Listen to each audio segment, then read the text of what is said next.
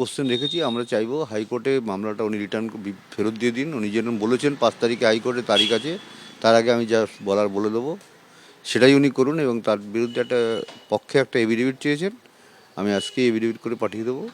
এবং উনি আমাদের একটাই রিকোয়েস্ট থাকবে, বিষয়টা উনি হাইকোর্টে ফেরত দিয়ে দিন। আপনারা চাইছেন যে এই মামলাটা আবার হাইকোর্টে চলে আসুন। না চাইছি না, কারণ আমাদের নানান রকম সমস্যা সুপ্রিম কোর্টে, যে এখনও পর্যন্ত সুপ্রিম কোর্টে আমরা যেতে পারিনি।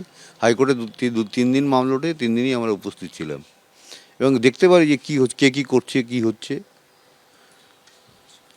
দ্বিতীয়ত সিবিআই তাদের আজকে ভূমিকা, তাদের আজকে মন্তব্য।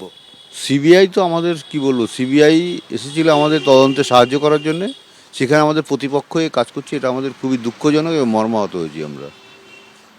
আপনারা মনে করছেন সিবিআই আপনাদের প্রতিপক্ষ? হ্যাঁ, প্রতিপক্ষই সমস্ত কথা বলছে। আজকে যত কথা বলেছে কোর্টের মধ্যে সমস্ত প্রতিপক্ষরা যেরকমভাবে কথাবার্তা বলে সেভাবেই বলছে। সিবিআই তদন্তের ব্যাপারে আপনাদেরকে কোনো সাহায্য করছে না, এমনটাই আপনার অভিযোগ? হ্যাঁ, অবশ্যই করছে, সেটাই অভিযোগ। এবং করছে না, তার অনেক প্রমাণও আছে।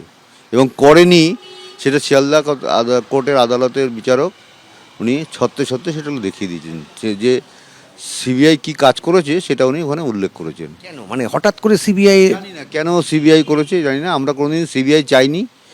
যে কোর্ট সিবিআইকে ভালো মনে করে দিয়েছিল, সিবিআই তার মর্যাদা রাখেনি।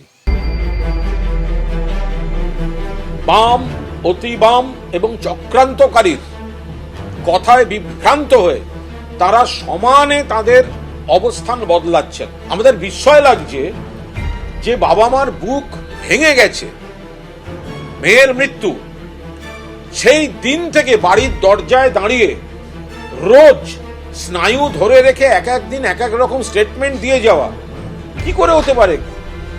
আমরা কান্নার ছবি দেখতে পেলাম না। যারা চক্রান্তকারী তাদের মুখপাত্র হয়ে গিয়েছেন এই অভয়ার বাবা মা। নিজেদের কম্পেনসেশনের জন্য আপনারা এখন নাটকটা গুলিয়ে স্ক্রিপ্টটা চেঞ্জ করে দিতে চাইছেন। বাই ইলেকশন হবে, দাঁড়িয়ে যান, তাতে অনেকটা কম্পেনসেশন হবে। আপনি পরিষ্কারভাবে বলুন, আমি সিপিএম এবং বিজেপি আমায় যেটা বলছে আমি সেইটা বলছি। তার জন্য আপনি কি চান? শুনেছি ডাক্তারদের 4 কোটি 5 কোটি উঠেছিল। তা হ্যাঁ, যদি মনে করেন টাকা চান, সব কিছু টাকা দিয়ে ঢাকা যায়। পুত্রীর শোকে এমন কিছু বলা উচিত না যেটা ওনার এখতিয়ারের মধ্যে পড়ে না। উনি যাদের পাল্লায় পড়েছেন, এবার ওনারা পলিটিক্স করছেন তাকে নিয়ে, এটা ঠিক না। মুখ্যমন্ত্রী ওনার দয়ায় বা যে দলগুলো রয়েছেন লেফটিস্ট, তাদের দয়ায় কিন্তু মুখ্যমন্ত্রী পদে ওখানে বসে নেই। তার মানে উনি কি চাইছেন যে এরকম তাহলে ডেথ সেন্টেন্স হবে না? অন্য মহিলাদের ক্ষেত্রে যদি রেপ করে খুন করে তাহলে তাদের সেই দোষীদের মৃত্যুদণ্ড দেওয়া হবে না, এটাই উনি চাইছেন। ওনাদের এখন রাজনীতি মধ্যে চলে গেছে, এটা নিয়ে ওনারা খুব ভালো রাজনীতি করছে। ওদের বক্তব্যের আমি কোনো গুরুত্ব দিতে চাই না। ওরা তো ঠিক করবে না যে কে মুখ্যমন্ত্রী থাকবে না থাকবে। পরিবারের কথা শুধু সংবাদ মাধ্যম গুরুত্ব দেয়, আর কেউ গুরুত্ব নয়। কুরুচিপূর্ণ একটা কথাবার্তা। আমরা বারবার বলেছি যে যারা বলছেন বলুক, আরও বলুক। তাদের যে ভাবনা সেটা রিফ্লেকশন তৈরি হয়ে যাচ্ছে, তারা কি ভাবছেন। আমার মনে হয় এই একটা ঘটনা যেখানে কোনো ধরনের রাজনীতি না করে একটাই প্রশ্ন আমরা যে তীক্ষ্ণভাবে করে এসেছি, বিচার দিন।